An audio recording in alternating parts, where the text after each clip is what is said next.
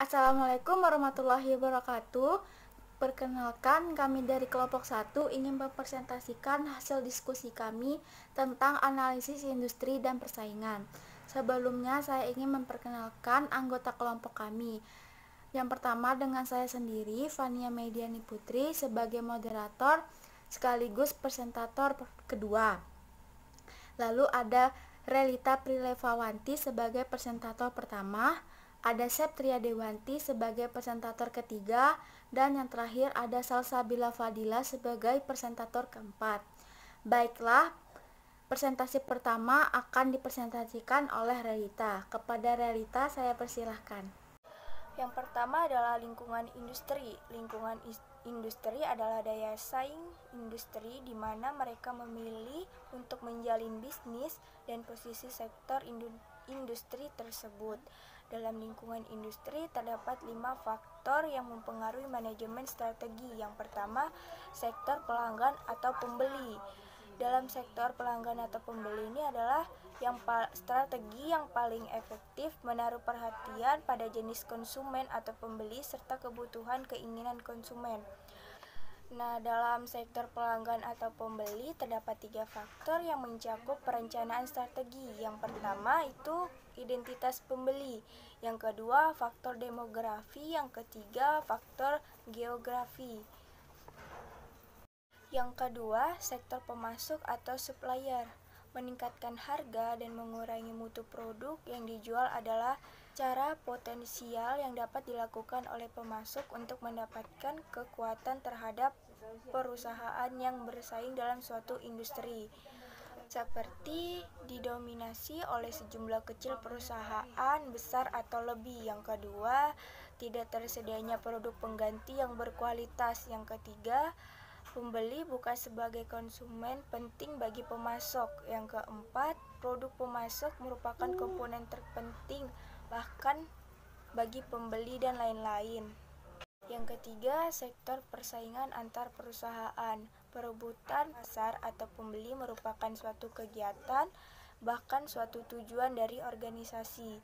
Maka antar perusahaan itu sendiri akan terjadi suatu kondisi yang tegang karena mereka akan berusaha dengan segenap pikiran atau cara untuk memperoleh pangsa pasarnya masing-masing.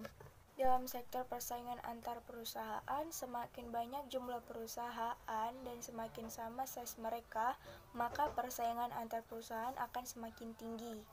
Yang keempat itu ada sektor pendatang baru. Dalam sektor pendatang baru, produsen baru dapat membahayakan perusahaan-perusahaan yang telah ada.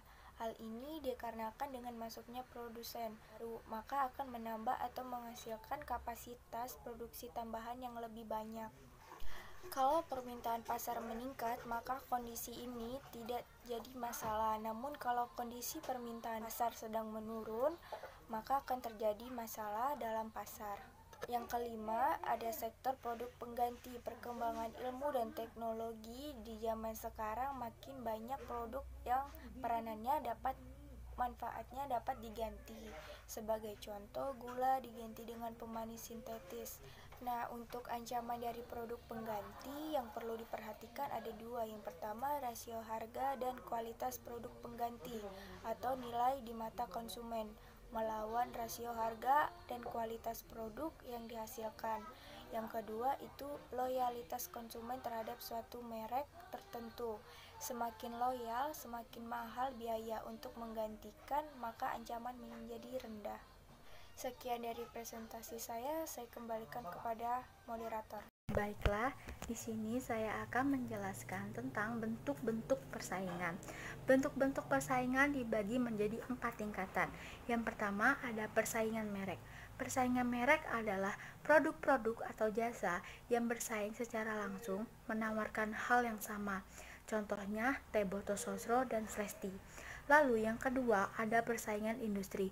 Persaingan industri adalah persaingan dalam satu industri, tidak hanya satu produk saja. Misalnya Teh Boto Sosro, industrinya tidak hanya industri teh dalam botol, tetapi juga industri minuman. Karena itu persaingannya juga Coca-Cola, Aqua, dan lain-lain. Lalu ada persaingan bentuk. Persaingan bentuk ini adalah persaingan dalam bentuk produk yang sama. Misalnya, persaingan antara teh botol sotro dengan susu ultra, yogurt, dan yang lain-lain. Lalu ada persaingan generik. Persaingan generik ini adalah persaingan umum pada semua industri. Misalnya antara teh botol sotro dengan sari roti dan lain-lain. Sekian presentasi dari saya kembalikan ke moderator. Baiklah, presentasi selanjutnya akan dilanjutkan oleh Setria. Kepada Setria, saya persilahkan. Porter 5 Force adalah alat ukur yang dikenalkan oleh Michael Porter untuk melihat daya tarik persaingan dalam suatu industri. Ada 5 aspek di sini. Yang pertama, persaingan dalam industri, maksudnya banyaknya pesaing langsung dalam bisnis yang dijalankan. Yang kedua, kekuatan tawar-menawar pelaku bisnis yang baru, maksudnya pelaku bisnis yang baru terkait dengan apakah memasuki industri tersebut gampang atau tidak. Yang ketiga, kekuatan tawar-menawar pembeli, maksudnya bagaimana pembeli mendapatkan informasi dan penawaran yang beragam dari berbagai produsen. Yang keempat, kekuatan tawar pemasok, maksudnya perusahaan yang memberikan bahan-bahan, orang, teknologi, dan lainnya yang menjadi bahan produksi. Yang terakhir, ada kekuatan tawar produk pengganti, maksudnya produk pengganti adalah produk lain di luar produk sejenis yang mempunyai fungsi hampir sama dengan produk atau jasa yang ditawarkan. Baiklah, sekian presentasi dari saya. Selanjutnya saya serahkan kepada moderator. Baiklah, presentasi selanjutnya akan dijelaskan oleh Salsabila. Kepada Salsabila, saya persilahkan. Baik, saya akan menjelaskan mengenai strategi bersaing. Menurut Michael Porter, strategi bersaing ini dibagi menjadi 3 jenis. Yang pertama ada diferensiasi, yaitu memberikan penawaran yang mereka menawarkan perbedaan daripada para pesaingnya. Lalu yang kedua ada keunggulan biaya. Keunggulan biaya ini mereka menekankan biaya produksi mereka sehingga mereka dapat memberikan harga yang lebih murah daripada pesaingnya kepada para pelanggan. Lalu yang ketiga ada fokus. Fokus ini mereka memilih target pasar dengan karakteristik tertentu. Contohnya saja para penjual mukena dan sejadah. Mereka hanya memfokuskan kepada para umat muslim. Lalu saya akan menjelaskan mengenai keunggulan bersaing. Keunggulan bersaing ini merupakan hal yang sangat penting bagi para pelaku usaha atau pengusaha. Pengusaha dituntut mampu bersaing dengan baik kepada para kompetitornya supaya usaha yang dijalaninya mencapai kesuksesan. Nah, bagaimana cara mencari keunggulan bersaing? Yaitu dengan cara mencari sumber-sumber keunggulan seperti memiliki keterampilan-keterampilan yang sangat unggul ataupun memiliki kualitas yang sangat baik. Lalu mencari keunggulan posisi dibandingkan para pesaing seperti memurahkan harga ataupun meninggikan kualitas dengan harga yang murah. Lalu ada meningkatkan performa yang disediakan supaya prima. Lalu menjamin kepuasan dan loyalitas para pelanggan, menentukan pangsa pasar ataupun melihat keuntungan dari produk yang dimiliki. Sekian dari saya, terima kasih. Baiklah, sekian presentasi dari kelompok kami. Semoga ilmu yang kami sampaikan berguna untuk kita semua.